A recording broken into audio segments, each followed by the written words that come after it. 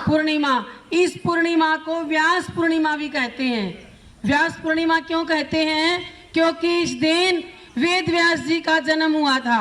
अब वेद व्यास जी कौन थे आपको पता होना चाहिए। महाभारत के रचयिता जो थे बेटा, जिसने महाभारत लिखी वो वेद व्यास जी ने लिखी। तो उनके जीवन के बारे में आपको बताएंगे। प्यारे विद्यार्थियों, वेद व्यास जी का जन्म गुरु पूर्णिमा के दिन, आज के दिन हुआ था। और आज के दिन को इसीलिए व्यास पूर्णिमा और गुरु पूर्णिमा भी के रूप में भी मनाया जाता है। वेद व्यास जी पराशर ऋषि के पुत्र थे और उनकी माता जी का नाम था सत्यवती। और वो यमुना में एक द्वीप पर पैदा हुए थे। उनका रंग काला था, इसीलिए उनकी माँ ने, सत्यवती ने, उसका नाम कृष्ण, और एक द्वीप पर पैदा हुए इसीलिए द्वैपायन उनका नाम रखा, कृष्ण द्वैपायन।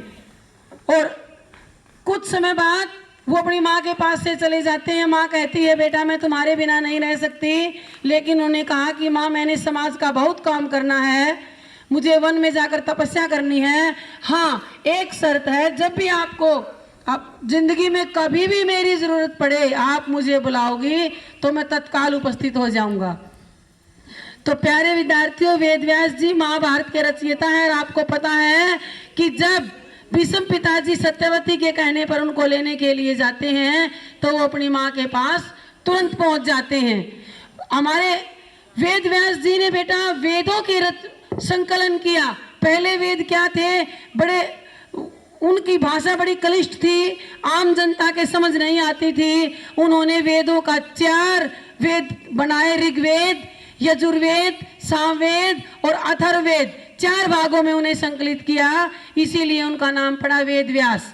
और उन्होंने प्यारे विद्यार्थियों 18 पुराण लिखे। और जब वो महाभारत की ब्रह्मा जी की प्रेरणा से उन्होंने महाभारत जैसे ग्रंथ की रचना करनी थी तो उन्होंने एक लेखक चाहिए था जो वो बोलते रहे और जो लेखक का वो लिखता रहे। तो उन्होंने लेखक के रूप में वो गणेश जी के पास गए और गणेश जी से उन्होंने आग्रह किया, अनुग्रह किया कि आप मैंने एक महान ग्रंथ की रचना करनी है, आप मेरा लेखन कार्य कीजिए। लेकिन गणेश जी बुद्धि के देवता हैं तो उन्होंने कहा कि मैं एक शर्त पर आपका लेखक बन सकता हूँ। शर्त क्या थी कि आप अगर बोलते बोलते रुक जाओगे तो मैं लिखना बंद कर दूंगा। उनकी इतनी स्पीड थी बेटा, किसकी? गणेश जी की। उन्होंने कहा कि तुम बोलते रहना, अगर बोलते बोलते आप रुक जाओगे तो मैं लिखना बंद कर दूंगा, उसके बाद लिखूंगा नहीं।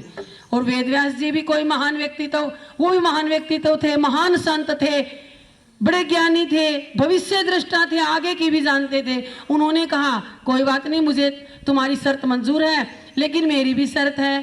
क्या शर्त है? उन्होंने कहा कि जो आप लिखोगे वो समझ कर लिखोगे, ऐसा नहीं कि मैंने बोल दिया और आपने लिख दिया, वो आपको समझ आना चाहिए। गणेश जी ने कहा सही है बेटा। वो इस तरह से वो लेखन कार्य उनका शुरू हो जाता है और वेद व्यास जी बोलते रहते हैं और भगवान गणेश लिखते रहते हैं। और जब वेद व्यास जी थक जाते हैं बोलते बोलते, थोड़ा वो बीच में आराम लेना चाहते थे तो वो क्या करते थे कि कोई मुश्किल छंद बोल देते। इससे गणेश जी को समझने में उसको टाइम लग जाता और वेद व्यास जी थोड़ा आराम कर लेते। तो इस प्रकार लिखते रहे। फिर क्या हुआ, पहले बेटा इस तरह का पेन या कलम ऐसी तो नहीं होता था, स्याही होती थी, उससे हमने भी लिखा है। लेकिन उस समय की स्याही तो बेटा और तरह की थी, इतनी अच्छी क्वालिटी की नहीं थी। तो और लेखनी क्या थी, कलम क्या थी उनकी, मोर पंख क्या थी बेटा, वो उससे लिख रहे थे स्याही में डुबो डुबो करके। क्या हुआ कि वो मोर पंख टूट गया, उनकी लेखनी टूट गई। तो फिर वो अपनी शर्त से हार जाएंगे, रुकेंगे तो उन्होंने क्या किया, 2 दांत नहीं दिखाई देते हैं गणेश जी के, अब तो एक दिखता है, 2 नहीं है। तो उन्होंने क्या किया बेटा, अपना एक दांत उखाड़ लिया तुरंत, भाई लेट ना हो जाऊं मैं लिखते लिखते, और उसे एक दांत से उन्होंने लिखना शुरू कर दिया। और इस प्रकार 3 साल में ये हमारा महाभारत ग्रंथ, जिसके अंदर गीता भी संकलित है, शामिल है, उन्होंने ये ग्रंथ लिखा और ये ग्रंथ पूरा हुआ बेटा, जो आज हमारे समाज के लिए प्रेरणा का स्रोत बना हुआ है और आने वाली पीढ़ियों तक, अगले युगों तक भी बना रहेगा। तो आज गुरु पूर्णिमा का जो दिन है बेटा, अपने गुरु जी के प्रति कृतज्ञता का भाव समर्पित करने का दिन है। जितना भी हम हम आगे बढ़ते हैं अपने गुरु की प्रेरणा से, उसके द्वारा दिखाए गए रास्ते से। उसने हमारे जीवन में जो ज्ञान का प्रकाश किया है, इससे ही हम आगे बढ़ते हैं। आपको पता है कि महाभारत में द्रोणाचार्य जी का प्रिय शिष्य कौन था? अर्जुन। क्यों था? क्योंकि वो सर्वश्रेष्ठ धनुर्धर था। तो प्यारे विद्यार्थियों, गुरुजी जो है किसी बच्चे से कोई भेदभाव नहीं करते। हाँ, जो अच्छा बच्चा होता है, जो आज्ञाकारी होता है, जो जिसके अंदर काम करने की लगन होती है, वो बच्चा अपने आप अपने गुरुजी का प्रिय हो जाता है।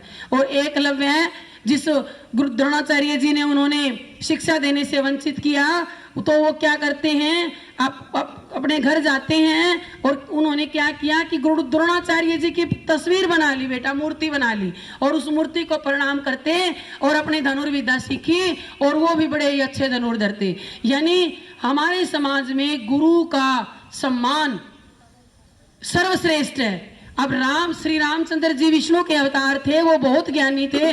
जो ज्ञान उन्होंने गुरु के पास लेना था वो सब जानते थे, लेकिन फिर भी उन्होंने, प्यारे विद्यार्थियों, फिर भी ज्ञान प्राप्त किया गुरुकुल में रह करके। ठीक इसी प्रकार भगवान श्री कृष्ण जी, वो भी विष्णु के अवतार थे, सारा कुछ जानते थे। उसके बाद संदीपन ऋषि के आश्रम में उन्होंने ही अल्पकाल में सारी विद्या पाई। यानी हमारे जीवन में गुरु का बहुत महत्व है। और प्यारे विद्यार्थियों, गुरु का मतलब यही नहीं है शिक्षक है जो हमें कुछ भी सिखाता है। शिक्षा का अर्थ है धरती से पृथ्वी तक की वस्तुओं का ज्ञान प्राप्त करना, शिक्षा कहलाता है। चाहे हमें किसी भी एक क्षेत्र में, किसी भी मोड़ पर हमें कुछ सीखने को मिला, जिससे मिला वो हमारे गुरु जी हैं। तो आज मैं गुरु पूर्णिमा के अवसर पर श्री वेद व्यास जी को भी नमन करती हूँ और अपने सभी गुरुओं को नमन करती हूँ, जिनकी वजह से आज मैं यहाँ खड़ी हूँ। धन्यवाद।